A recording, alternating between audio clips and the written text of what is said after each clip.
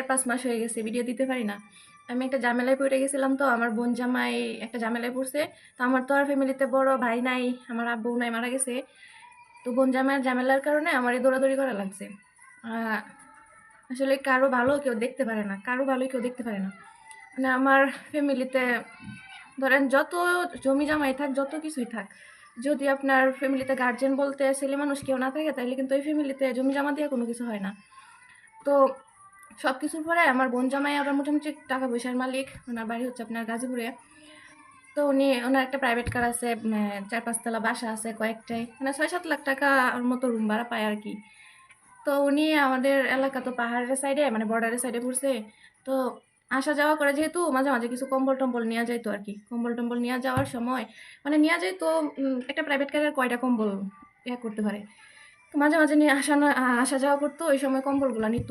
তো কারণ এলাকার কিছু মানুষ আছে যারা ধরেন এগুলা সহ্য করতে পারতেছে না, যে গাজীপুর থেকে একটা মানুষ আইসা এই এলাকা থেকে ব্যবসা করে যাইব এইভাবে, এটা তো হয় না, একটু ধরাইয়া দিই। আর যারা ধরেন এইসব বলছে, ওরা আবার আমার নিজের লোকই। তো উনি করছে কি, ওরা 2-3 জনের দোকানে আলাপ সালাপ করছে। তো হঠাৎ কইরা একদিন করছে কি, আমার বোন জামাই আমাদের বাড়িতে আসছে, আসার পরে ধরায় দিছে পুলিশ দিয়া। পুলিশ দিয়ে ধরাইছে বলতে কি, রাতে ধরেন এই সময়, ওই দিন উনিও রাত করছে, 10টা না 12টা বাজে, ওই সময় 12টার সময় উনি রওনা দিছে। তো রওনা দিলে, তো রাতে উনি তো ভাবছে আমার নিজের গাড়ি, আমি যাইতে থাকি, আমার তো কোনো সমস্যা নাই, রিল্যাক্সে যাইতেছে, আমার বোনও সাথে আছেন। তো যাওয়ার পরে ধরেন আমাদের দুবাউরা নামের একটা জায়গা আছে, ওই জায়গায় যাইতে কিছু পোলাপান আটকাইছে। মানে ওরা তো আর জানে না গাড়িতে ধরেন কয়টা কম্বল আছে, কি আসে ওই বিষয়। তো না জানার কারণে আবার ওরা বলতেছে আপনার গাড়িতে 20টা কম্বল আছে, আপনি গাড়ি থামান, গেট খুলেন। তো ওরা জানে কিভাবে ধরেন যে 20টা কম্বল আছে, যারা কিনা দিছে ওরাই আবার বইলা দিছে। মানে যারা বর্ডার ব্যবসা করে, ওরা আসলে যে কি দালাল রকমের লোক, মানে ওরা যারা দিছে ধরেন ওরাই আবার বইলা দিছে যে গাড়িতে এতটি কম্বল আছে, ধরেন উনি টাকাওয়ালা মানুষ, ধরলে টাকা টুকা দিব। ধরেন 20টা কম্বলের জায়গায় ওরা টাকা চাইছে যে 1 লাখ টাকা দিলে ছাড়বো, নইলে ছাড়তো না। মানে রাতের ব্যাপার স্যাপার, অনেকেই ঘুমে, অনেকেই ফোন দিছে, অনেকেই ফোন রিসিভ করছে না। টাকা টুকা আছে, উনিও কিপটে আছে। কিপটের কারণে ধরেন টাকা দিছে 5,000, ওরা 5,000 টাকা নিব না। তেমন করতে করতে একটা সময় দেখা গেলো কি, যে আমার বোন জামাই আবার ভয় পাইছে, উনি ভাবছে থানায় যায়, থানার থেকে আমি সহজে ছুটে যাইতে পারবো।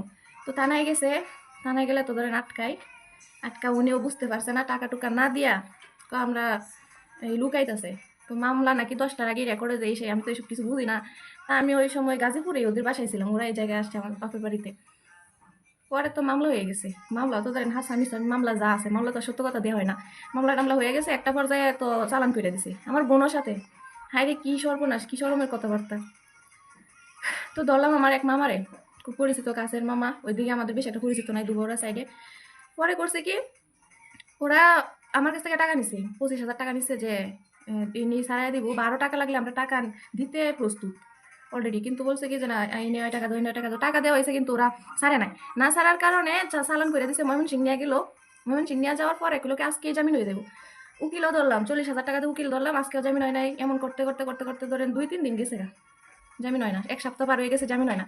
আসলে আমি ওই সময় বুঝি নাই, আমারও লুকটুক আছেন, আমার এই কাছের মানুষ যারা আছেন, উকিল টুকিল পরামর্শ করি নাই কারোর সাথে।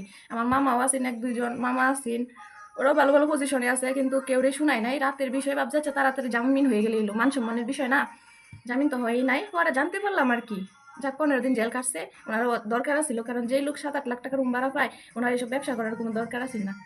যাক, জেল তো খাটছেই। তারপরে দেখলাম কি, এই যে যারা আর কি বলছে, যা ধরাই দিছে, ওরা আমাদের এই পাশের বাড়ির ভাই, মানে যারে আমরা খুব বিশ্বাস করতাম। একজন হলো পাশের বাড়ির ভাই, আর একজন হচ্ছে ধরেন এক মামা। ওই মামা আবার আমার খুব ফোন দিত, আমি ফোন রিসিভ করতাম না। পরে ধরেন থানায় গিয়ে বলতেছে কি, এতদিন যে ফোন দিলাম, তুমি তো আমার ফোনটা রিসিভ করছো না, এখন দেখো কেমন লাগে। তার মানে ধরেন ওরাই আছে। পরে লাস্টে তো জানলাম যে ওই মামাও আছে, ওই ভাই আছে, আর একটা লোক আছে, 4-5 জনে আর কি ধরাই দিছে। তো কি হয়েছে, উনি 15 দিন জেল কাটছে হয়তো, বা আস্তে আস্তে কইরা এটা শেষ দেশ হয়ে যাবো। তো মামলার বিষয়ে অভিজ্ঞতা ছিল না, তো মামলার বিষয়ে অভিজ্ঞতা হয়েছে।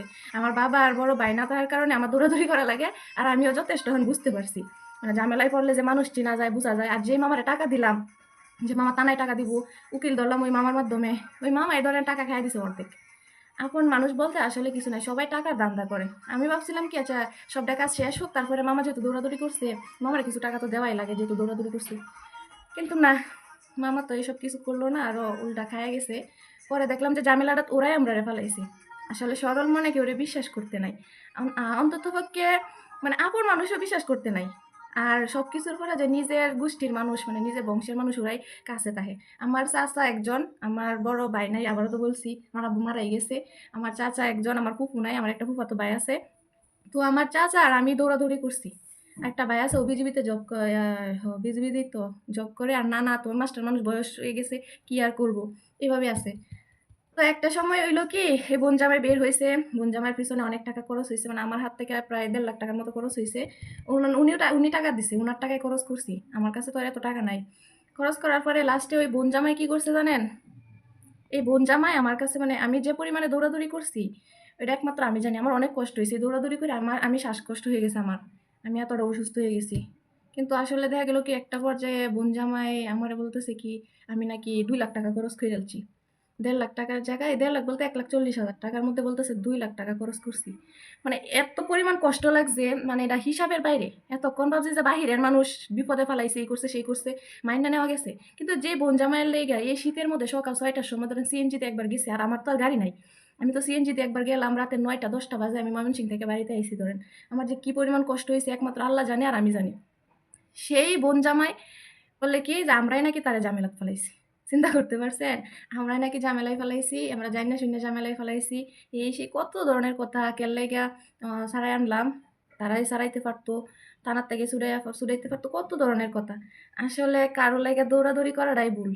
আমি মাপ চাইলাম, ধরেন আমি অন্তত পক্ষে কারো পিছে আর দৌড়তে যাইতাছি না, কারো পিছেই না। অন্যের নিজের টাকা দিয়া যদি কারো পিছে দৌড়তে পারি তো দৌড়লাম, নয়তো দৌড়তাম না।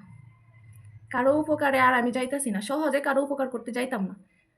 আপনারাও সেম, কারো পিছনে যদি যান উপকার করতে একটু চিন্তা ভাবনা করে তারপরে যায়েন, কারণ দুনিয়াতে ভালো মানুষের জায়গা নাই, বুঝতে পারছেন? যাই হোক, আজকের মতো এই পর্যন্তই কথা বলছি। ভালো লাগলে তো লাগলোই, না লাগলেও ভুল টুল হইলে মাপচাপ কইরেন, হ্যাঁ? আর অনেকগুলো কথা জমছে বলছি না, অনেক কথা জমছে, অনেক, এই কয়েক মাসে প্রত্যেকদিন একটা একটা করে একটু একটু করে শেয়ার করবো আপনাদের সাথে, হ্যাঁ? সবাই ভালো থাকবেন। আসসালামু আলাইকুম।